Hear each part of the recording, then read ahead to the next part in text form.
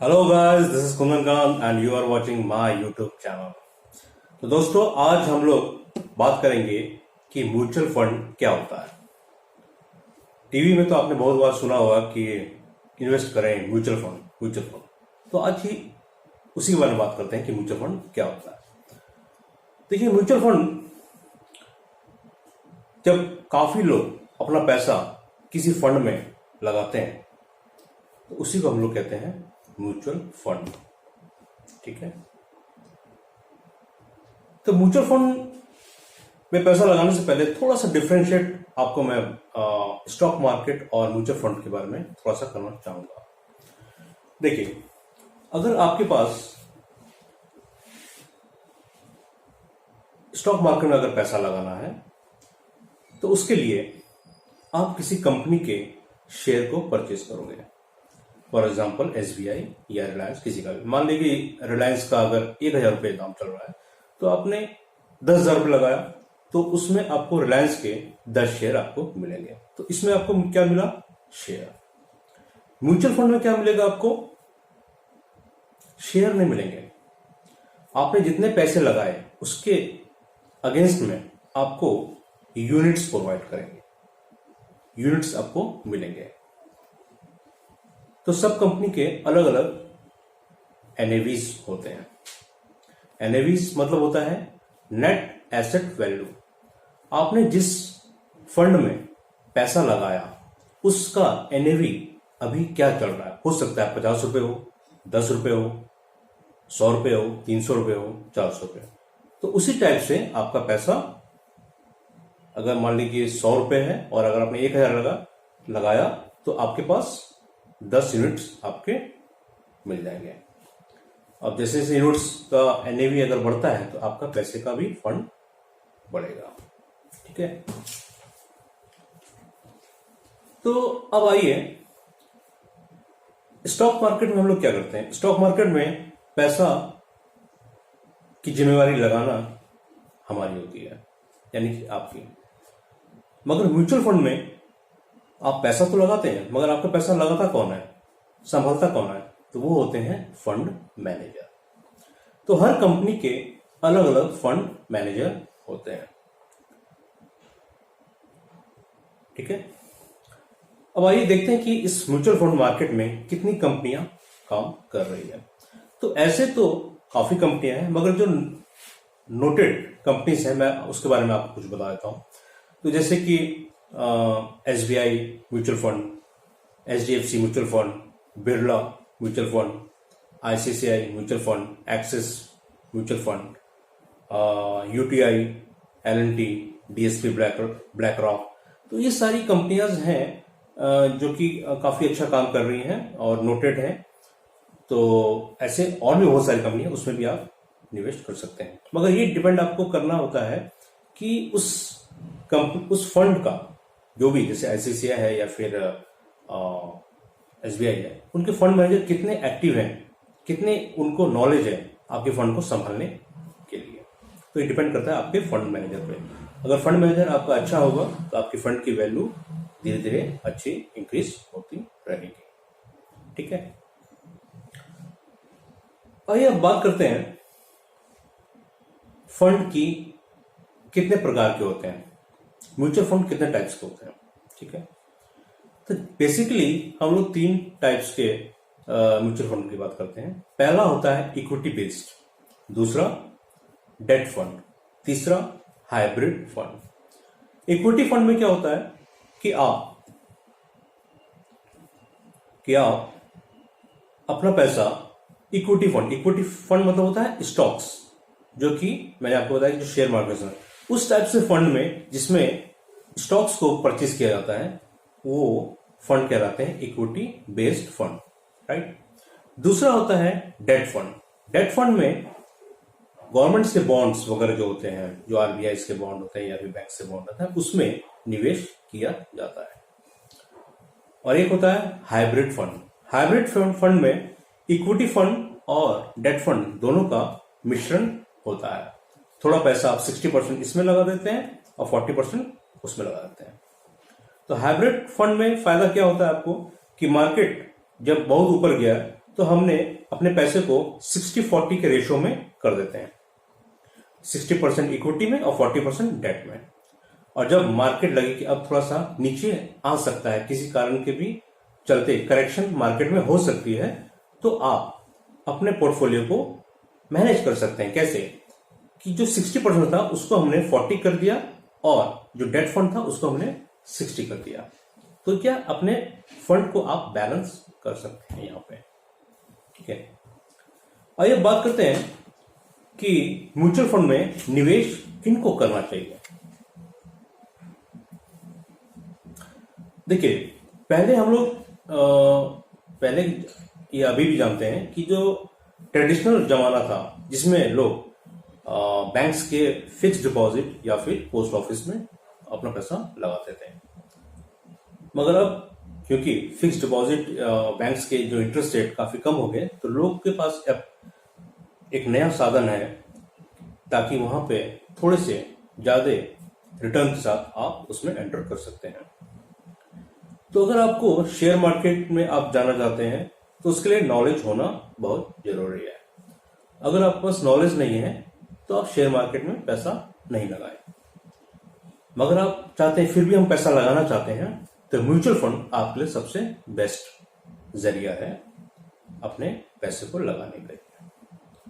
दूसरी बात, mutual fund में आप पैसा तब लगाएं जब आपके पास लंबा हॉराइजन हो, यानी कि निवेश के लिए आपके पास समय ज्यादा हो, जैसे 5 साल, 10 साल, 15 साल, 20 साल। तो जब तक आपके पास इतना लंबा हॉराइजन नहीं होगा इन्वेस्टमेंट का, तो आपको रिटर्न नहीं मिलेगा। 1-2 साल के लिए अगर निवेश करना चाह रहे हैं तो बिल्कुल ना करें, क्योंकि बहुत सारे ऐसे लोग होते हैं जो 1-2 साल पैसा लगाते हैं फिर वापस निकाल देते हैं और बोलते हैं कि हमें रिटर्न नहीं मिला।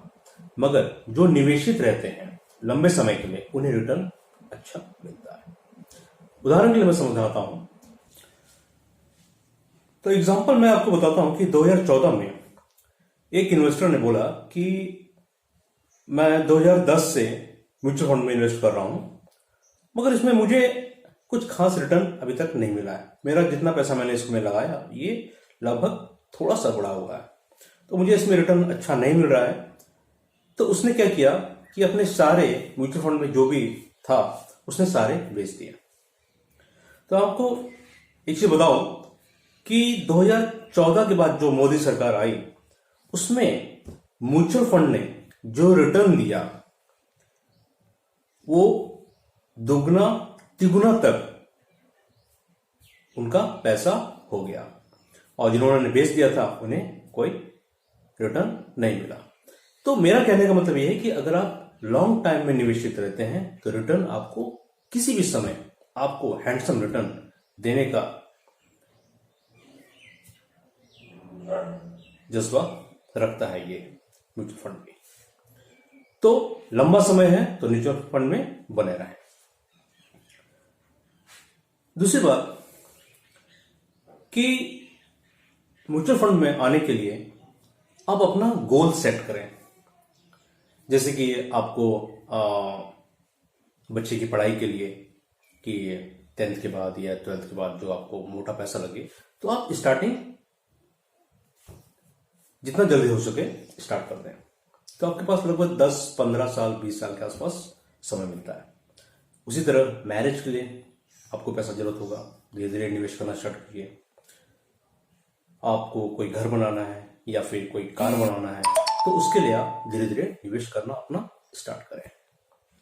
अगर आपको लगता है कि मैं रिटायरमेंट के लिए, क्योंकि आज के डेट में गवर्नमेंट तो कोई पेंशन तो दे नहीं रही है, तो आप धीरे धीरे पेंशन फंड में भी आप पैसा धीरे धीरे निवेश करना स्टार्ट कीजिए, ताकि आप सोचिए कि आपको रिटायरमेंट कब होना है, उस हिसाब से अपनी फंड को आप इन्वेस्टमेंट करते रहें उसमें, और 15 साल, 20 साल, 25 साल का हॉरिजॉन रखें और वहां पे वो स्टॉप हो जाएगी। उसके बाद फिर आपके पेंशन आपकी उसी पैसे से आपकी पेंशन स्टार्ट हो जाएगी। और जो लोग रिटायरमेंट हो जाते हैं, पेंशनर, अगर उनको पेंशन नहीं मिल रही तो उनको एक लमसम जो पैसा मिलता है वो एक एज ए पेंशन फंड में वो अपना पैसा लगा सकते हैं, ताकि हर मंथ उन्हें डिविडेंड के रूप में कुछ पैसा उनका हर महीना आते रहे। तो उसमें भी आप जा सकते हैं।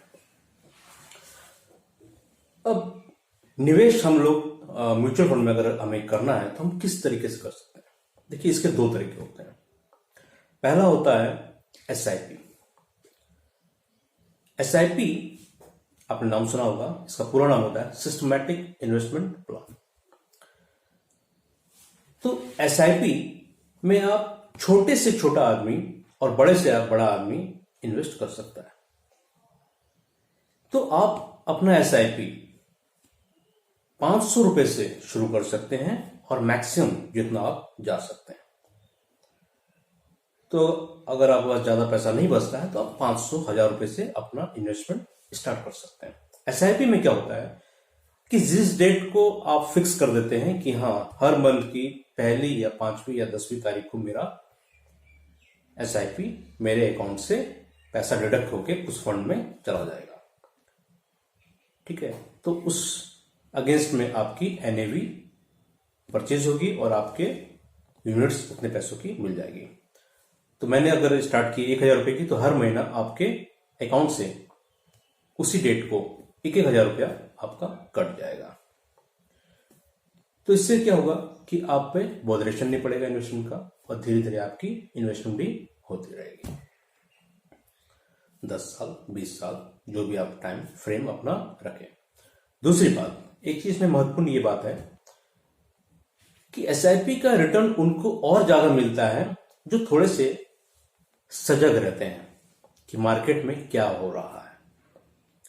ठीक है, अगर मार्केट में लगता है कि मार्केट अभी थोड़ा सा गिरा, तो अगर थोड़ा सा एडिशनल पैसा मेरे पास है तो मैं उस एसआईपी में थोड़ा पैसा डाल सकता हूं। ये जब चाहे आप डाल सकते हैं। तो मान लीजिए कि 2 आदमी ने इन्वेस्टमेंट आपके साथ एक साथ, घर के 2 सदस्यों ने एक साथ स्टार्ट किया, दोनों ने 1000 रुपया कटवाना स्टार्ट किया। तो एक ने सिर्फ कटवाना स्टार्ट किया और सो गया, मगर दूसरे ने 1000 कटवा रहा है, मगर बीच बीच में थोड़ा सा जब भी पैसा आया, 5000 10,000 20,000 कभी भी आया, तो वो उसने बीच में इन्वेस्टमेंट कर दिया। तो इससे क्या होगा कि जो दूसरे व्यक्ति हो जो बीच बीच में भी इन्वेस्टमेंट करता है, उसका जो रिटर्न होगा 20 साल बाद, उसका कहीं ज्यादा होगा। दूसरे वाले को भी मिलेगा, मगर रिटर्न आपका ज्यादा हो जाएगा, क्योंकि आप बीच बीच में अलर्ट रहते थे और बीच बीच में इन्वेस्टमेंट कर देते थे उस फंड में। ठीक है, तो ये भी आप बीच बीच में कर सकते हैं। दूसरा तरीका होता है लमसम का। लमसम फंड क्या होता है कि जब मेरे पास 20,000 50,000 रुपया है तो मैंने कुछ खरीद लिया, फंड में डाल दिया। तो इसमें कोई बाउंडेशन नहीं होता है कि आपको हर मंथ उतना पैसा डालना ही है। जब आपके पास पैसा आए आप उस फंड में डाल सकते हैं। तो ये भी एक तरीका होता है। एसआईपी में क्या होता है कि अगर आप लगातार 3 एसआईपी अगर आपकी डिसऑनर हो गई, आपकी नहीं कटी बैंक से, आपका बाउंस हो गया, तो आपकी एसआईपी वहां पे रुक जाती है। पैसा आपका वहीं रहेगा, मगर आपकी एसआईपी वहीं पे बंद हो जाती है। फिर से आपको उसी को स्टार्ट करने के लिए एक रिक्वेस्ट डालनी होती है, तब जाके फिर से आपका एसआईपी स्टार्ट होता है। राइट, अब आइए बात करते हैं कि आप निवेश कैसे कर सकते हैं। 2 तरीका होता है, या तो आप म्यूचुअल फंड एडवाइजर के द्वारा जा सकते हैं या फिर डायरेक्ट वे में जा सकते हैं। डायरेक्ट वे में आप खुद ऑनलाइन जाइए, वहां से इन्वेस्ट कीजिए। एडवाइजर के द्वारा अगर आप जाएंगे तो वो आपको बताएगा कि कौन सा फंड आपके लिए जरूरत है, किस फंड में किस समय आपकी जरूरत के अनुसार वो आपको बताएगा कि किस फंड में आपको जाना चाहिए, क्या आपकी जरूरत है, क्या आपका गोल है, उस हिसाब से आपको वो फंड सजेस्ट करेगा। ठीक है, तो फंड भी बहुत तरह के होते हैं। इक्विटी फंड होता है, फ्रंट लाइन। आइए अब बताता हूं मैं आपको कि फंड, बहुत जितनी भी कंपनियां होती हैं म्यूचुअल फंड की, उनके अलग अलग फंड्स होते हैं जिसमें आप निवेश कर सकते हैं। तो सबका अलग अलग नाम हो सकता है। जैसे फॉर एग्जांपल मैं किसी कंपनी का नाम नहीं लूंगा। Front line equity, mid cap, large cap. Large cap means जिसके शेयर के दाम ज्यादा होते हैं, स्मॉल कैप जिनके शेयर के दाम कम होते हैं, उस टाइप में। इनकम टैक्स अगर आपको बचाना है तो इनकम टैक्स रिलीफ फंड में आप डाल सकते हैं, जिसमें एक लॉकिंग पीरियड होता है 3 साल का, 3 साल से पहले आप पैसा उसमें नहीं निकाल सकते हैं। अगर आप इनकम टैक्स अगर बचाना चाहते हैं तो आप इस फंड को चूज कर सकते हैं। फिर डेट फंड होता है, फिर सेक्टर वाइज भी फंड होते हैं। जैसे मेटल सेक्टर, अगर आपको लगता है कि मेटल अभी काफी गिरा हुआ है और आगे के दिनों में ये अच्छा कर सकता है, तो आप सेक्टर वाइज भी फंड में जा सकते हैं, गोल्ड फंड में भी जा सकते हैं। ठीक है, तो इस टाइप्स के फंड्स के स्कीम्स होती हैं जिसके आप में जा सकते हैं, और बीच बीच में नए नए फंड्स आते रहते हैं। तो आप बेटर है कि आप किसी म्यूचुअल फंड एडवाइजर के द्वारा ही जाएं इसमें, क्योंकि आपको बीच बीच में वो आपको गाइडलाइन कर सकता है, करेगा। तो ये थे म्यूचुअल फंड के बारे में। उम्मीद है कि आपको ये म्यूचुअल फंड के बारे में जो प्रोग्राम मैंने बनाया वो आपको पसंद आया होगा।